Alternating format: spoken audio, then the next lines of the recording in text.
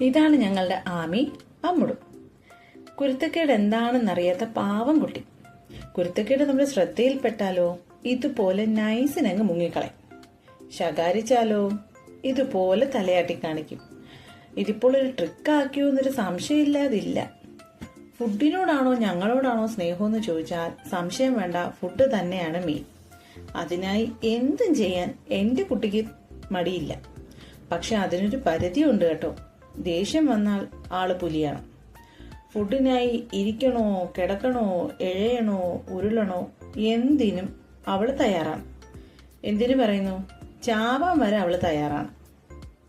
ക്ഷീണിച്ചാൽ പിന്നെ ഇതുപോലെ വന്ന് കിടക്കും. ചെറിയ അനക്കം ഉണ്ടായാലും അവള് ശ്രദ്ധിക്കും.